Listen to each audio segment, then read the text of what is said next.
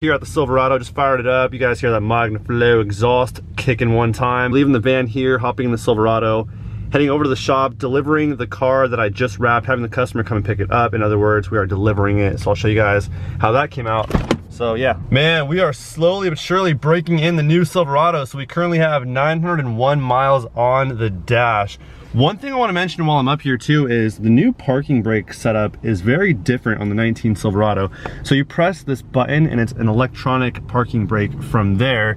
Now the weird thing for me to get used to at the very beginning was the new sequence of when I get back into my truck, firing it up, popping it in gear, and then having to press another button to get me out of that park mode, which was strange to me for a while, but I more recently than not came to the realization that when you pop it into drive or gear of any kind and you hit the gas, the second you do that, it automatically disengages that parking brake by itself. So I think that's super cool, but embarrassingly, it took me a little while to figure that because you guys know I don't read instructions or owner's manuals, so yeah. So here's the car I just finished up wrapping. It's a 2002 Infiniti G35 Coupe. It was black, now it is a satin white pearl. Super nice.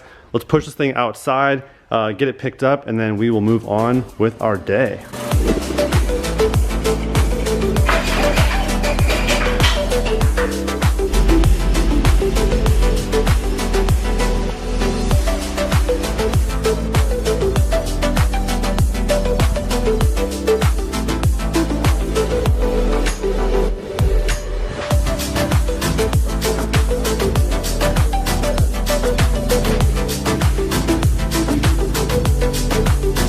All right, the Infiniti's been delivered. Customer was super happy. Any ideas though on what I should do with my stock Silverado exhaust?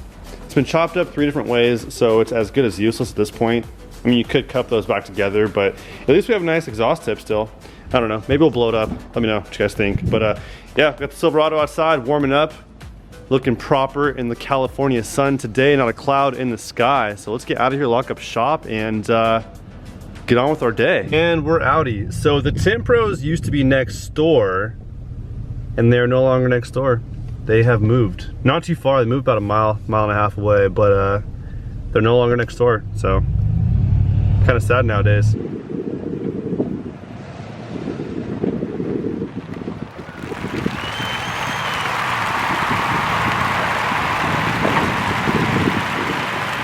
Wow, do not be fooled by the sunny weather outside today. It is absolutely freezing. So if the audio quality today is bad, I'm sorry. It is very windy today. Give us a walkthrough of your 2016 Corolla. Well, this is my white Toyota Corolla. I got some hubcaps there. Very cool. Are those custom or factory? No, they're custom. No way.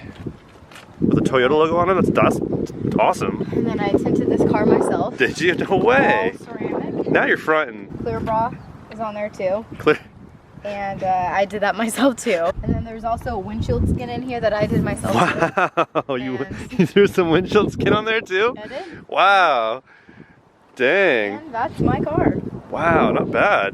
So things got really awkward when we went to lunch just now and I went to pull into the parking structure and I am maxed out on the height in my truck. I had to pop it in reverse and reverse my way back with 4 cars behind me waiting to get in as well, and things got really kind of messy. I have a 2019 Silverado with a 2-inch leveling kit. My tires are 295 60 by 20. It's about 3 inches taller in diameter than the factory wheels it came with, giving me about another 1.5 inches in ride height, as well as my 2-inch leveling kit. Makes this truck a lot higher than factory, and I'm already having issues pulling into the parking structure. So first thing to consider before putting a lift kit on your vehicle, before lifting your vehicle, is what is your daily life like? Where do you park your truck? Where do you park for work? Where do you park it when you're home? How tall is your garage entrance? All these things matter. Second thing to consider before lifting your truck, how tall is your girlfriend? And are you going to need steps to get into your truck after you put a lift kit on it? Not for me, I'm a different story. It's a little challenge to get it in, but you know, you go like that. Yeah. Make sure you step over this so this doesn't wear down. Oh, there you go. And also utilize the handle as much as you possibly can for all the females out there. Bye. Oh, is that right? Hey, you turn that off. And be courteous. Put my seat back to where it was.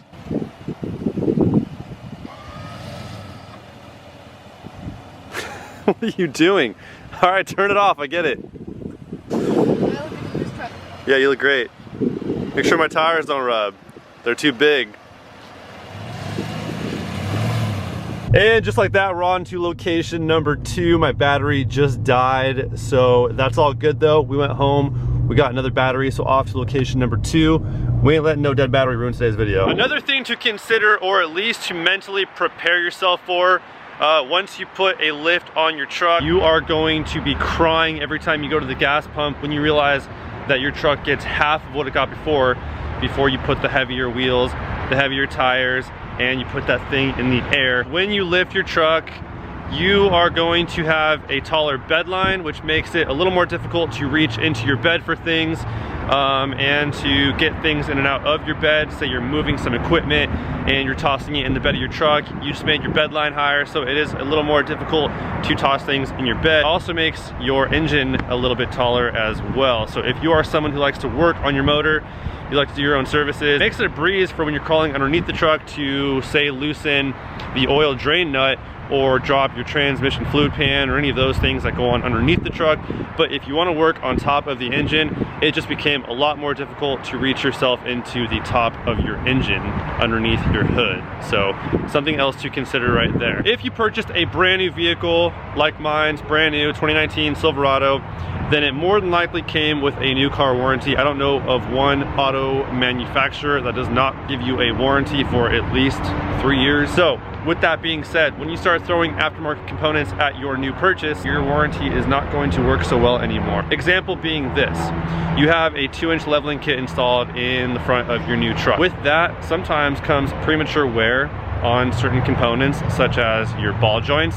And if that were to happen and you take your truck back to the dealership to get it warranted because your ball joint is wearing out and you're within your warranty period, then they can easily come back at you and say, well, you installed something aftermarket that caused that part to wear prematurely, so we are not going to honor that warranty on that part, and you're kind of SOL. The dealership installed my 2-inch leveling kit, and when the dealership installs parts on your truck, more than usually, they're gonna warranty everything around it and hold complete responsibility. So yeah, that is another thing to consider right there. One thing you'll notice when you get your truck lifted is that you're gonna have a huge loss of power. Your truck is going to feel sluggish, and it's not only because of your new wheel and tires being a lot heavier, it's because your stock axles were geared for the size of the stock tire setup. To combat your loss of power, you're gonna have to re-gear not just the rear, but the front axle as well. And you know, it's a lot of labor, so it's not always the cheapest thing to have done.